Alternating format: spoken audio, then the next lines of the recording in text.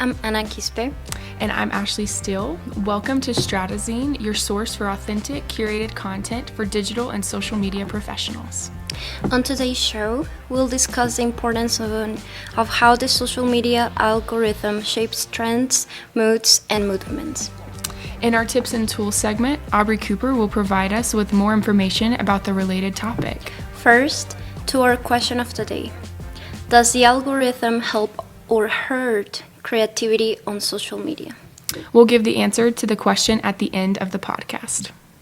Hi guys, this is Ashley with Stratazine today, and today we're going to be walking around and interviewing people to ask them about the algorithm and their thoughts and what they think about it. And this is? I'm Caleb. Awesome. All right, Caleb. So what are your thoughts on the algorithm and how it affects social media today? The initial thoughts I had was that algorithm can really influence a lot of thought processes people have and whatnot, and it could kind of like narrow them down into like certain avenues, I guess you could say. And it's not, I mean, I don't necessarily think of it as a bad or a good thing. It just depends on the user's intent and kind of how often they use social media and kind of if they're willing to look past certain algorithms as well. So. Awesome. Thank you so much for your time today, Caleb. Appreciate it. Bye. All right. What was your name? My name is Sarah. Nice to meet you, Sarah. So my question for you today is, what are your thoughts on the algorithm and how it affects social media? Okay, so I think that the algorithm can be both a good and bad thing. I think in a lot of ways it's good because it's tailoring things to your interests, which is obviously the point. So it's doing its job. But in a way, I do think it can be very problematic because it's how it sucks people in so that they're spending more time on there. And that can definitely be a negative thing if it's taking unwanted time that isn't necessarily towards motivational things. So, yeah. Awesome. Thank you so much for your time today, Sarah. Appreciate it. All right, I'm Ashley, and what was your name? I'm Haley. Nice to meet you, Haley. So my question for you today is, what are your thoughts on the algorithm and how do you think it's affecting social media? Okay, so based on what I understand of the algorithm, it tracks you, like you had told me, and it kind of watches you. I feel like you hear a lot of stories of how people, what's the word? Yeah, it's like I lost my train of thought. Whatever. It's just interesting because it does really push that out, and I don't like that it can track you because it can see like some things it asks to access your location and everything, and yeah, I just don't like it. I don't think it's a good thing. You don't need it, and you can search up the stuff that you want. So it's without it affecting it. Yeah, pretty much. Thank you so much for your time today. Have a good. Now, let's explore how social media algorithms influence what we see, share, and engage with online.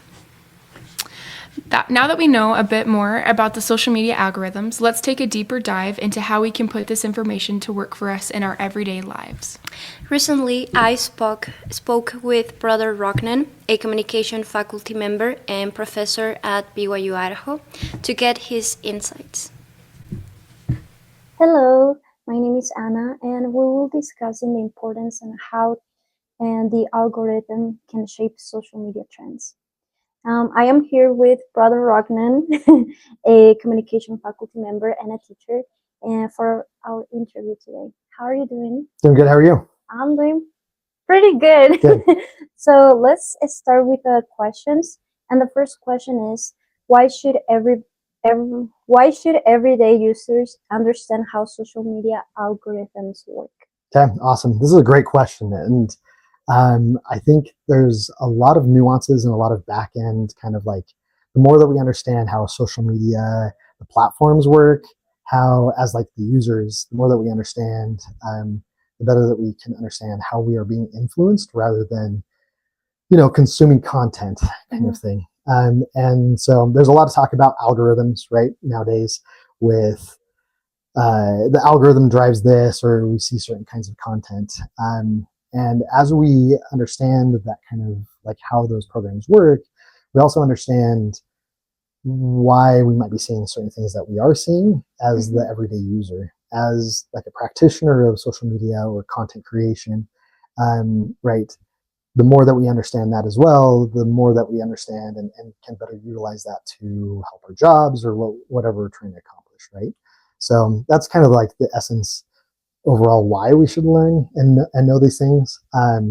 How they work, it largely changes. Well, it's changing to kind of, they're all similar nowadays. A number of years ago, back before TikTok came along, most of the platforms were all based off of what we'd call more of like a social graph, where the content that we would see was based off of the people that we followed or the accounts that we followed on social media. When TikTok came along, it became the TikTokification of social media, where now all of a sudden we have a For You page. We're seeing content that isn't something that we like, content from people that we might not necessarily follow, but it's along the same lines of the content that we do engage with or watch, right? So every little like share, like if we pause and watch a video, if we comment, if we like, all those kinds of things, or even if, the biggest one is sharing right now.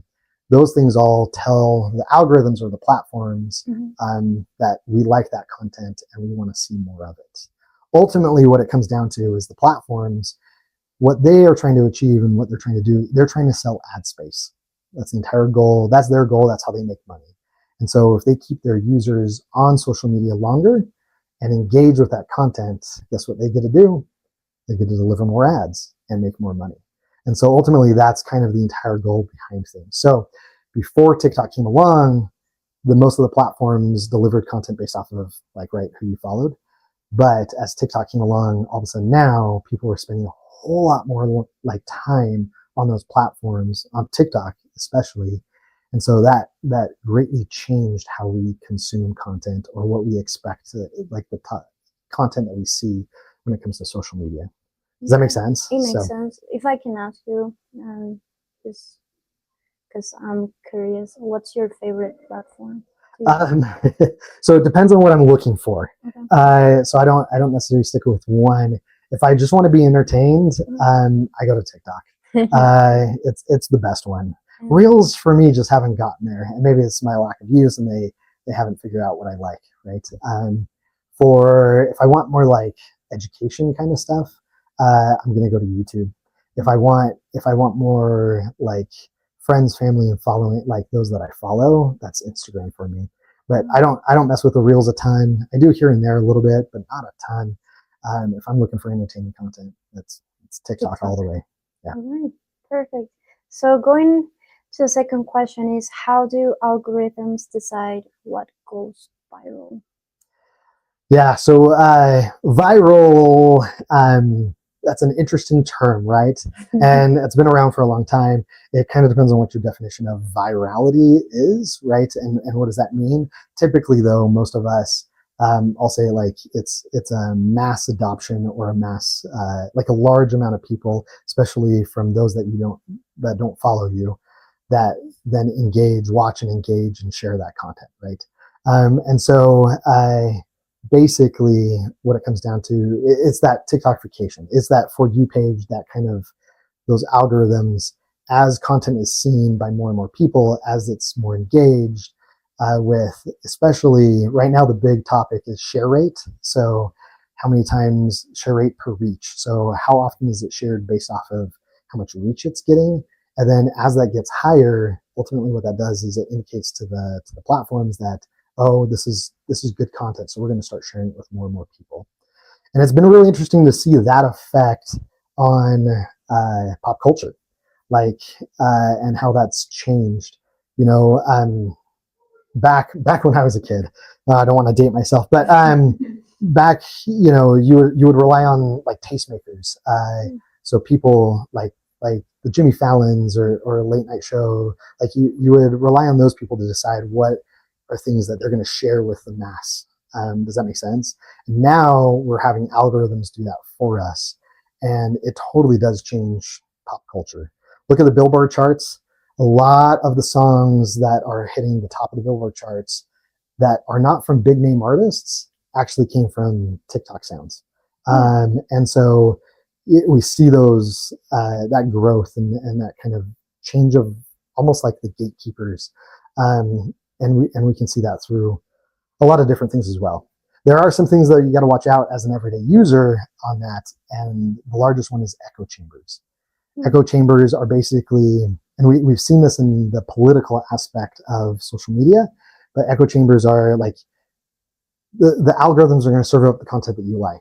And so all the content you see is going to be affiliated with your political party that you lean towards, or the topic that you lean towards. And so on your end, all of a sudden you're thinking, everyone's in agreement with me. And then next thing you know, the other guy wins the presidency in the US president race. And you're like, wait, how did that happen? Everywhere I saw on social media showed so many people that were aligned with me. But ultimately what you're in an echo chamber. And so you don't see the other side of things. And that's something huge to watch out for, both as an everyday user, but as a practitioner. We have to be open and understanding the overall zeitgeist, or the pop culture, the trends that are happening in current society. Okay, perfect. And just going along with that, how do you think it influences public opinion or culture?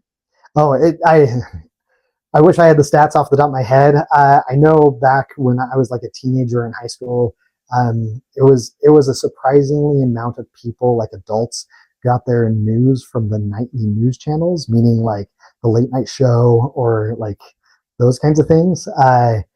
And they didn't actually watch the news. And so now that's totally shifted to most of us are only getting our news and understanding what's like current events, which can have major impacts on us as individuals or societies, but we're getting that from social media. And if that is based off of an echo chamber, it can largely impact that. So, Yeah. Okay, perfect. And for our last question, how does transparency affect which trends rise or fall? Yeah. So, what do you mean by transparency? Like transparency from the platforms, transparency from I'll say platforms. Okay. So largely for right now, most of the platforms are not very transparent when it comes to their algorithm and how they decide what is like more popular and what goes more into pop culture or virality than others, right? They give hints here and there, but ultimately they're not super transparent. A side note on that is there's actually a lot of discussion about this in the United States about the legality of that. Right now, and from what I am understanding, the platforms basically are arguing, well, we're not the ones putting content up, and so we shouldn't be held accountable for what content goes up on our sites. And then you have some lawmakers that are saying, well, you're using algorithms that then decide what content goes more viral than others. And there's been a lot of discussion about the manipulation of that content and that virality. And so I think that's a huge, it's a huge discussion point. And as everyday users as well as practitioners, we have to understand and know better. We know generalities of those algorithms, but ultimately, I think there needs to be more transparency when it comes to or more accountability to the platforms for what content is going more viral than others, because ultimately they're the ones that are kind of deciding that. Does that make sense? Yeah, it makes sense. And I think that we all have, algorithm has pros and cons. And just to finish, is there any specific advice that you would like to give to all people that are going to watch the podcast about algorithm? Yeah, the more that you know, the better. And most of the platforms actually have a blog where they come out and talk about it. And they actually will, it's been about a year for Instagram, I think, that they published it. It might have been longer, I can't remember. But they actually get into how each like stories versus feed versus reels versus explore page, those all have different algorithms that are changed based off of content and what they deliver up as recommendations, right? And so they actually came out and they gave a lot of clues. They didn't precisely say this is how it goes, because they're always also making changes. But ultimately, they do give a lot of hints, and all of the platforms ultimately do this, right? In June of 2025, this month when we're recording this, TikTok is holding an event in a couple of days, I think, specifically for creators, talking about one of the topics is AI and the introduction of AI into content, but then also more about how to actually do better on TikTok. And so most of them want to see creators or practitioners of content creation, right, to do better, because the better content they have, guess what? The longer people stay on their platforms, the more ads they can sell. And so ultimately, they're there trying to help. Does that make sense? And so you got to just find it. Don't base it off of what random people on the internet are saying about the algorithm. Right? Go do the research and look it up. Perfect. Thank you so much, Brother Rockman, for being here with us and for being part of this podcast. And that was everything for today. Thanks for having me.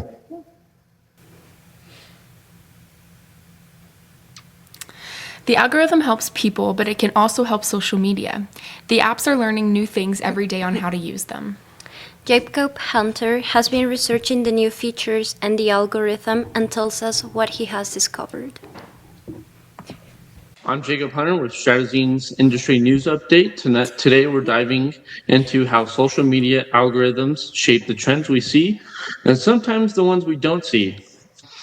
Algorithms are the engines behind every feed. What you see, who you follow, what goes viral isn't random. It's math, it's machine learning, it's data. Platforms like TikTok, Instagram, and YouTube use algorithms that prioritize content based on engagement, likes, shares, comments, and now even watch time. The more interaction a post gets, the more likely it is to be pushed to new users.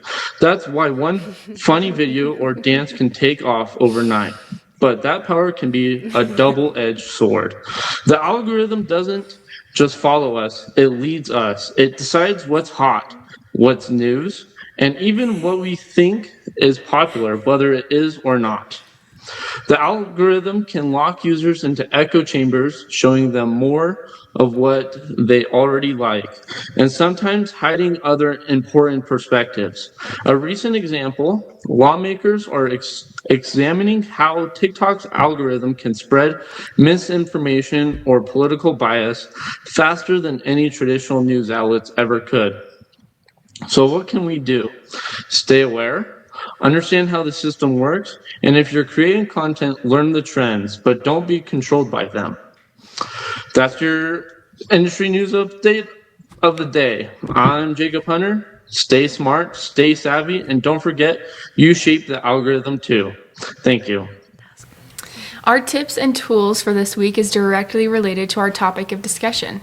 Aubrey Cooper took time and tasks on the task researching the algorithm. Hey everyone, and welcome back to the Stratazine Tips and Tools segment. Today I will be talking about using stats to help your channel grow with the algorithm. Everyone knows that more engagement on your Instagram channel will make you more favored by the algorithm. The more DMs, likes, shares, and comments shows the algorithm that you have something worthwhile. According to the Instagram creators page, it says, across all of Instagram, our algorithm relies on signals based on how you interact with the app and how other people interact with you. Today, I'll be showing all of this using the account that me and my friend made in middle school for art. So when you open the page, you can see that all the normal views and everything that you can normally see on an Instagram account. But if I click this professional dashboard, and then I'll click the settings in the top right, and then I'm going to go to the bottom and click switch account type. Now I can see the type of accounts that are offered. So there's a personal account, a creator account, or we have a professional business account. And so this is going to be the biggest step to be able to see your account's stats. So now when I go back to the professional dashboard, I can see all of the stats on my channel. I can see that I had 1 view in the last 30 days, which is surprising because this account is very inactive. And I can see the audience and profile activity, which is very useful. And I can even change when I want to see that. And so it has all these great stats. And I can also go back to the tools. So if I click on this inspiration tab, it will show me the kinds of things that my kind of audience likes. So it can give me a lot of inspiration on the type of content I can create. And if I go to the bottom, I can click on this trending audio tab. This will help my content be seen even more. So this will help me a lot with the algorithm, and it will help my videos be a lot more popular by using a trending audio. And I just love that this makes it a lot more accessible. But that's it. Thank you, and stay tuned for more tips and tricks in the next episode. Back to our question of the day. Does the algorithm help or hurt creativity on social media? The answer is, it is amplifying certain forms of creativity while also suppressing others. It helps creators reach massive audiences by favoring engaging, shareable content. On the other hand, it often rewards sameness, pushing others to copy what's already trending instead of experimenting with new, untested ideas. Well, that's all of this episode of Stratazine. Coming up in our next episode, the topic will be search engine optimization. It is still relevant. Thanks for joining us today for Stratazine. You can find the links and attribution to everything from today's podcast in the credits and the show notes. Have a great day.